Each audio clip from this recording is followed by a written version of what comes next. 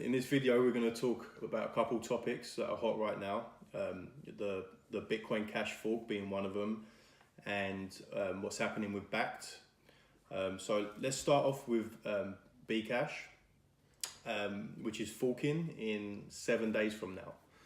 So there's a lot of... When's the date? November 15th? 15th, yeah. The date's the 15th. There's a lot of hype right now. A lot of people buying Bitcoin Cash because they want to get some free money, I suppose. I don't know. That's the only reason I see that it's pumping. But a lot of people don't actually understand the politics behind it and what's actually going on internally with Bitcoin Cash. So I'm going to give you like a short breakdown of it. So basically, every 6 months or so, there's always an update on the Bitcoin Cash network. It's like an optimization. But this time it's a little bit different because Jihan Wu, Craig Wright, and Roger Ver, and one of the lead developers in the Bitcoin Cash network, they're all kind of bickering over the upgrade. So there's three outcomes here.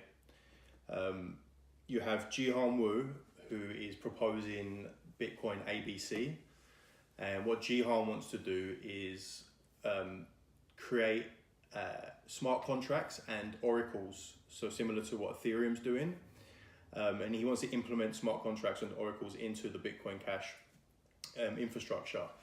And Craig Wright is like, nope, don't want to do that. I want to up the block size from 32 megabytes to I think maximum of like 128 megabytes. So those two are like bickering over what implementation is going to be set. And then Roger and like the lead developers proposing a kind of like ceasefire where they're gonna take both implementations and implement it into Bitcoin Unlimited. So that's the hard fork. It's gonna be a hard fork no matter what, but that's the three outcomes. It's either gonna be Bitcoin ABC, Bitcoin SV, which is Craig Wright's implementation, or Bitcoin Unlimited. So one of those is going to happen. Jihan and Craig Wright are debating. Craig Wright claims that he has more hash power than Jihan, which is hard to believe. And doesn't he also claim he's Satoshi? Right. Yes. So you take what Craig Wright says with a pinch of salt, basically. Right. So yeah, they're fighting over what implementation should be set, and then Roger Ver and the lead developers are like, you know what, guys, let's just implement Bitcoin Unlimited and have both smart contracts and up the block size too. And if they go that route, then they're going to take all the mining power and just it will just be like Bitcoin Unlimited, and Bitcoin Cash will kind of like die off, I guess. I don't know. I don't know what's going to happen. It's all up in the air. I don't really care what's going to happen because I'm not really a fan of Bcash.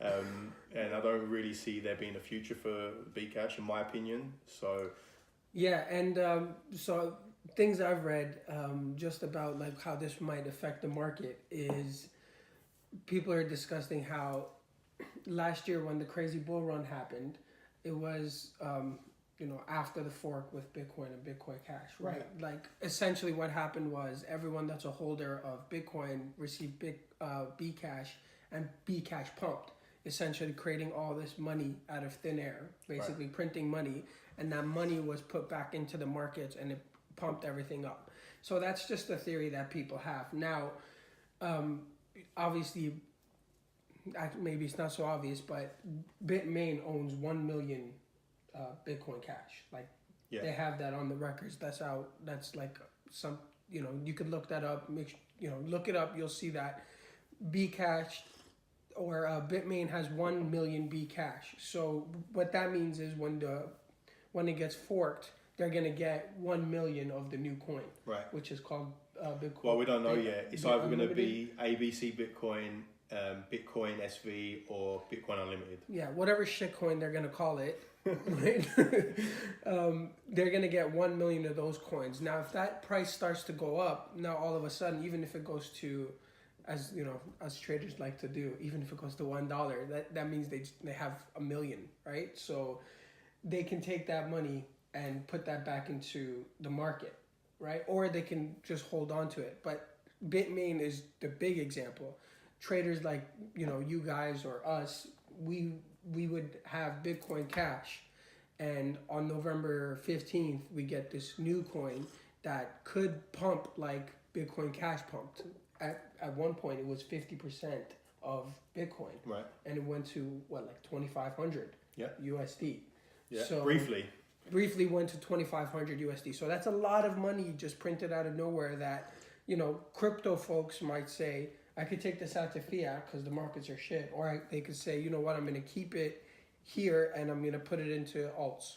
And I'm going to, put it into ETH or Dash or whatever you want. Right. So it could affect the market that way. But before we go deeper into that conversation, because some people here might be new and still figuring things out, can you kind of give them a rundown of what a hard fork is?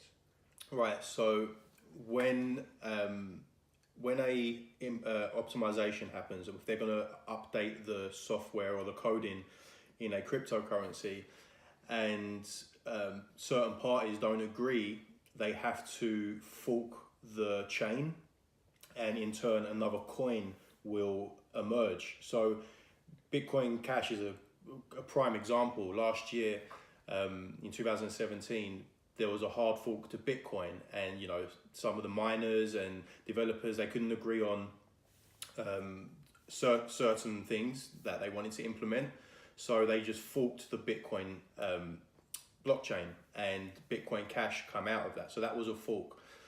Since then, there's been other forks. There's been Bitcoin Gold, Bitcoin Diamond. There's a few others. Loads of forks. Yeah, so it happens all the time. It happened with Ethereum as well. Mm-hmm. So we have Ethereum and Ethereum Classic. Mm-hmm. Again, that was a bit different. That was because of the DAO hack. So they had to roll back the chain. And that's why there is there's two separate Ethereum chains now. You've got Ethereum Classic and Ethereum. Both of which are listed on Coinbase, if I'm not mistaken. Yeah. The other thing as well about Bitcoin, the Bitcoin Cash fork, is Coinbase have said that they are supporting the forked coin for Bitcoin Cash. Oh, okay. So that's probably another reason why it's pumping as well. Oh, I didn't know that. So Coinbase essentially, whichever way it forks, whatever the new one is called, every Coinbase person, like any Coinbase member, anyone that has a Coinbase account will get the new coin automatically. Right. Is Binance supporting Binance is supporting it as well. Okay. So Coinbase, Binance, and of course if you have your coins in hardware wallets like Ledger, they also support it too. Right. Like, I think there's some kind of process you have to do to claim the coins if you have them on your ledger. I'm not too sure. Like usually there is. Yeah, with Coinbase and Binance, you just automatically get them. You just see them in your portfolio there. Right. Well, Coinbase kind of smartened up because now they're going to go and do an IPO, and they don't want to do what they did in the past. That's what they're saying. Yeah. So just to kind of give you guys a little bit of history on that, Coinbase, when Bitcoin Cash came out, didn't release the coins right away. It wasn't automatic. No. So anyone that had Bitcoin sitting in their Coinbase account, Coinbase essentially got that Bitcoin Cash. Yeah, they held it for quite a few months. I think it was, so August was the fork, and in November, I remember watching when they released it, and I think there was a bit of insider trading going on, because I remember the day, like hours before they announced that they were releasing the Bcash forked coins to everybody, Bitcoin Cash just started pumping out of nowhere. There was no news on it or nothing. And then all of a sudden, without any warning, they just released all their Bitcoin Cash coins to everybody. Right. And that was when Bcash went to 2,500, I believe. Bitcoin dipped down to 5,000. And everyone was like, oh my God, you see the flipping in. Yeah.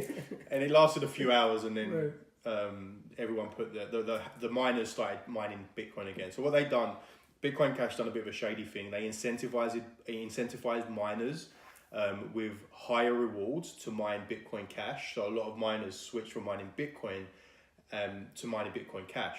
So raised the hash power, in turn raising the price.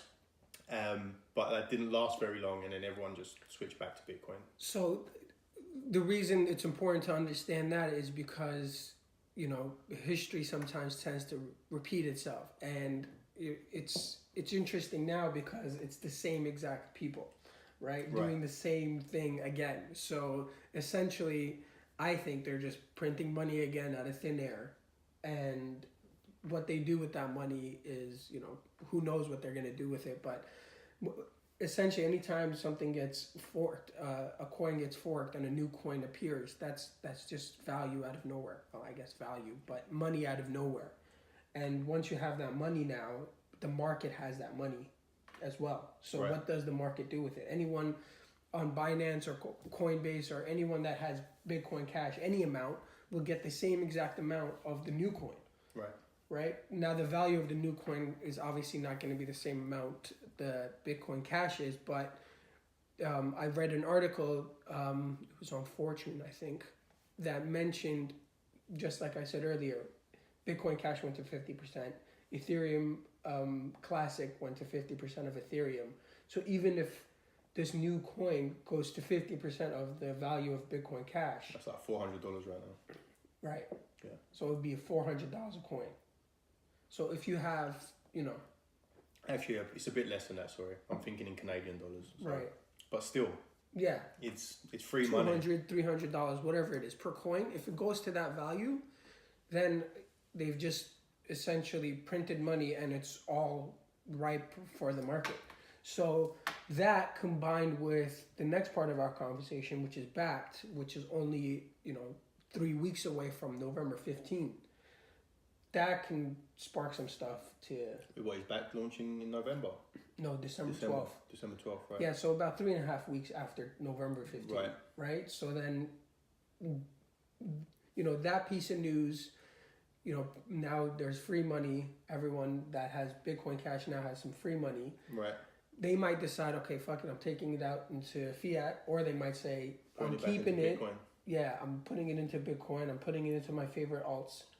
And we're going to see what happens when Bakkt comes around. Yeah. Right? So that could really be a catalyst for, the market. The bull run. The bull run. Like, I'm not hopeful of it. Look, first of all, not financial advice. Secondly, I'm not like an expert trader. I mean, we've been involved in the industry for a while now. We see what goes on with the markets. We have a little bit of knowledge because of our experiences with it, but we're more of like holders in Bitcoin rather than day traders or, even week traders now. We've kind of just taken our foot off the gas when it comes to that. But it's just interesting to watch it all unfold again. So if history does repeat itself, people that are holding Bitcoin Cash are just going to make some free money now. Yeah.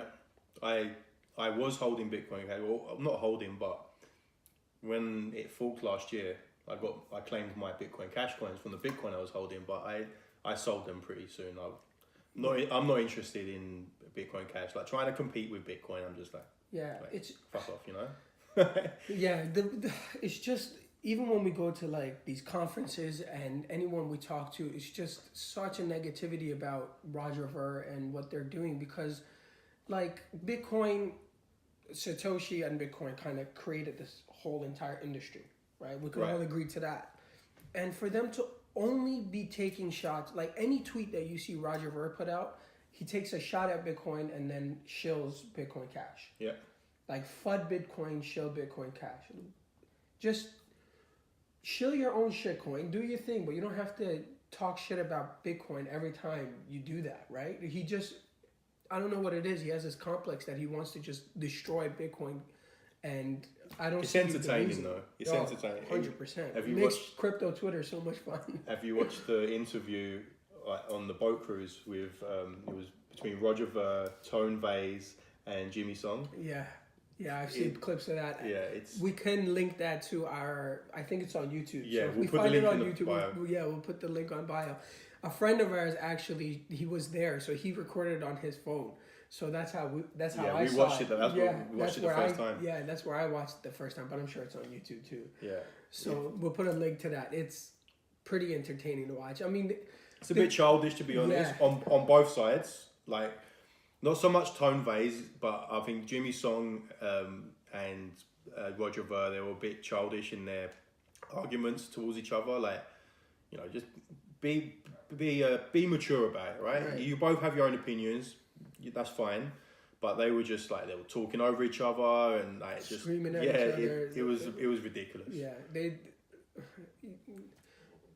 But it's entertaining, so it gets people watching. So I actually don't even know if this is a bad thing for the market. No, bad press is good. Is good press, right? Yeah, That's I what like I the competition that Bitcoin Cash comes with. Like I like the back and forth, but it's just when you're always going after Bitcoin. And the other thing is like Bitcoin.org or .com? No, Bitcoin.com. Yeah, right. It's really BitcoinCash.com. Yeah, like that is just mind-boggling to me. How is that? How do they get away with that? Like even the Reddit as well. If you go to r/Bitcoin, it's all Bitcoin Cash. They've completely like taken over their Reddit, the website, and just trying to push their agenda, I guess. Right. Look, you want to do that, that's fine, but there's better ways to do that, right? Like you don't have to shit on Bitcoin just to make your coin look better. Right. And like you got that's the part that I really disagree with. I have respect for Roger Ver in the sense like he was one of the originals, right? Without him, like he helped Bitcoin a lot along the way, but he kind of shady, just like taking the other route and pumping another coin when really like what they're trying to do, they've if they took their time and not rushed it out, it might have worked. But I think in the end, Bitcoin will prevail over all coins, in my opinion. Yeah, agree with that. They, the way the developers develop Bitcoin, they do it in a very slow manner, but very properly. So right now you're seeing like this whole altcoin market, all these other coins coming out of nowhere, and I do think that they will do well for a little while, but once Bitcoin reaches a certain point of development, I don't think any of these are even going to matter anymore. Like I still do believe there will be a few. Like there's 3,000 altcoins right now. In 10 years, 3,000. In 10 years, how many are there really going to be? Like 5 maybe. Right, apart from Bitcoin, right? Right. So, well, that's an interesting conversation too, because if you think about altcoins, then you know what? Let's not go into that. Because now we're starting to like take the conversation. Okay, we'll do it. We'll get into another video. Separate video for altcoins versus Bitcoin and that kind of stuff, because that's an interesting conversation. But we'll save it for another day. Let's talk about Bakkt. Yeah, let's talk about Bakkt and what it is and what it means. So first of all, when the news first got released back in August, it was met with some confusion. So when the article came out, when the press release came out, it was Bakkt. New York Stock Exchange was, in there. ICE, it was in there. Starbucks and Microsoft were in there. So people were kind of confused, like, what's going on? So let me, I've done my research on it now, so I'll kind of just break it down for you guys. So ICE is the parent company of the New York Stock Exchange. Right. So they own exchanges across the world. So the CEO of that company and an executive of that company happen to be husband and wife, and the wife is going to be the CEO of Bakkt. So the people behind this New York Stock Exchange, the chairman of the New York Stock Exchange, is starting Bakkt. So that in itself is humongous news. Like it just shows that one of the biggest exchanges in the world, traditional exchanges, is literally backed by these guys. So they're coming in, and what Microsoft is doing is lending its cloud services to them. Right. So that's how Microsoft is involved. And despite what you might have seen on memes and everything else, Starbucks is only helping with the mobile payments aspect of it, because Google Pay and Apple Pay are actually smaller than Starbucks Pay. Really? Yeah, so Starbucks is actually really, really far ahead when it comes to mobile payments. Well, think about it. It makes sense because they rolled it out to all of their retail locations like that, right? Yeah. Whereas Apple and Google Pay are talking to each merchant individually, and it's taken a long time. But Starbucks did it in a really seamless way, and so they're helping with their expertise when it comes to mobile payments. So it doesn't mean Starbucks is creating its Starbucks coin, or it doesn't mean anything like that. So that's how they're involved in this whole thing. So what the goal of Bakkt is to allow Americans basically to put their 401k into it, right? Means merchants can use it, big time investors can use it. So it's an what do they call it? An On ramp. Yes, it's an on ramp for institutional investors and merchants, and basically a lot of money that can move into cryptocurrency really quickly. But you know about the future side and what that looks like better than me, so you want to kind of talk about that? So basically so last year we had the CME futures, right? The Chicago Mercantile Exchange. And Bakkt also has futures, but the Bakkt futures differ because they're actually backed by Bitcoin itself. So Bakkt probably have already bought their coin, or if not, they're buying their coin, and all the futures contract are actually backed by physical or digital Bitcoin itself. So, I hear a lot of people like the Moon Boys, like, oh my God, Bakkt are going to be buying up all this Bitcoin, it's going to the moon. Doesn't work like that, because these companies, they don't buy Bitcoin on exchanges. They buy Bitcoin OTC, over the counter. So it's a wallet to wallet exchange. That data never hits any exchanges. So the price doesn't get affected. There's OTC deals go on a daily basis. Like when you're purchasing massive amounts of Bitcoin, like in the thousands or tens of thousands or hundreds of thousands, you can't do that on an exchange. There isn't enough liquidity. The fees would be ridiculous. So buyers and sellers will do a transaction wallet to wallet, and that data will not touch exchanges and will not affect the price of Bitcoin. So Bakkt buying a bunch of Bitcoin to back their futures is not going to affect the price. But what will affect the price is when it goes live. Institutions and retail and people like that investing into it and buying the futures contracts, that will push the price up. So it's funny because it's like it's the same time this year as it was last year when Chicago Mercantile Exchange announced their futures. And what we saw last year, within the matter of 3 weeks, was Bitcoin go from $7,000 to $20,000. Right.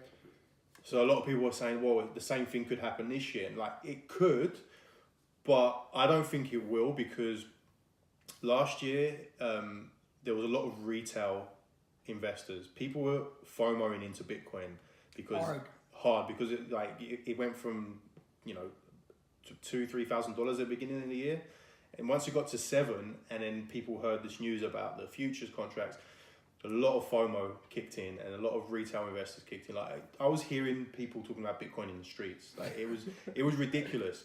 I remember getting my beard trimmed in the barber shop, and the guy next to me getting his haircut was talking Bitcoin with the barber, and they had no idea what they were talking about. Yeah. I remember I was on a flight, and there was high school kids going for one of those like field trips or whatever, right. And they were talking about Bitcoin. Right. So my ears perked up. Like, I was like, "What's going on?" And I started talking to the kid next to me, and he's like, "Yeah, like."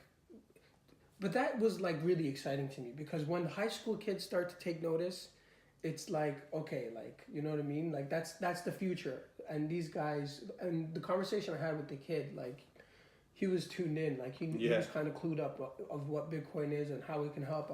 I was very impressed with that. Right. So that was really nice to see. But yeah, I mean, when it comes to the market, it was a lot of FOMO. Yeah, right? and I think that was in the news everywhere. So that was a huge factor in the price getting pushed to 20,000. Yeah, the futures is what I think Wall Street had a part to play in that too. Mm-hmm. But I think a lot of just regular people like you and I, FOMOing into it, pushed the price up that high. Yeah. And the interesting thing is, like, this year it's not like that. You don't see a lot of people got wrecked buying in at $20,000, right? You don't see that, and it's a shame. But here's some really cool statistics as well. If you look at Google Trends last year around this time, and you look at the search words, anything related with Bitcoin, cryptocurrency, the search results were crazy high. They were ridiculous this time last year. Now, if you look at it, not so much. They're like 90% down from last year. Yeah. No one's searching or Bitcoin or crypto. The only search word associated with crypto that is actually just as high as last year's searches for Bitcoin and cryptocurrency. So it's kind of like flipped, is BitMEX. Oh, fucking BitMEX. So Yeah, that just shows you people that are searching crypto and Bitcoin right now, they're interested in shorting it. Or longing it, but yeah. Mainly shorting it. Yeah. So that just kind of shows the sentiment of the market right now. So that's why it's hard for me to believe that Bakkt is going to push Bitcoin to $20,000 by the end of the year. It's just that there isn't that interest from retail right now. That will come again. Like once Bitcoin starts moving again, I think everyone's going to start FOMOing in again.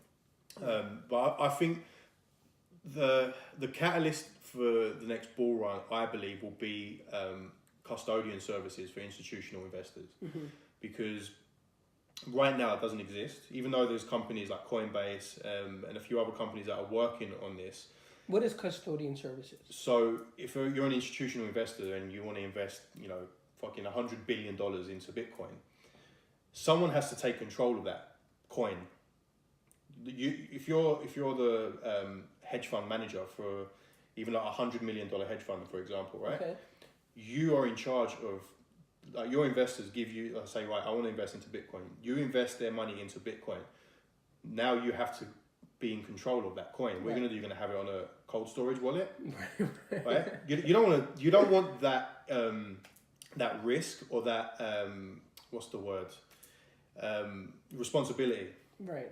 As a hedge fund manager, to hold on to that much Bitcoin.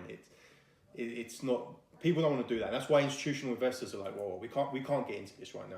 Right. There needs to be a service, like a custodial service, that we can invest our clients' money into Bitcoin, and then they control that. They have cold storage wallets in underground bunkers or wherever they keep it, right? Yeah. That's safe. Yeah, and there are companies doing that, by the way. Right. Taking up old bunkers from the Cold War era, buying them up and using them as cold storage data centers. For Bitcoin and other things like that. So when a custodian comes into the market, does that mean a custodian is insured? Yes. That's the difference. Because that hedge fund manager, he could have it in his ledger wallet, but he's not insured. Like if he gets knocked over the head and taken, it's gone.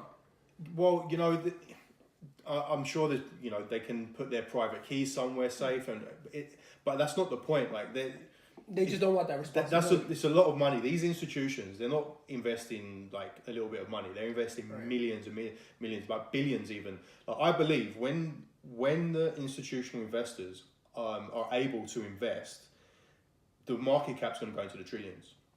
Like we've spoken to people. Hopefully, we've spoken to people that are in like direct contact with huge hedge fund managers that are just like waiting for them to be able to push like billions and billions of dollars into the market. So I think that's going to be the next bull run. I think will be triggered by institutional investors, not retail. The last bull run was realistically retail investors.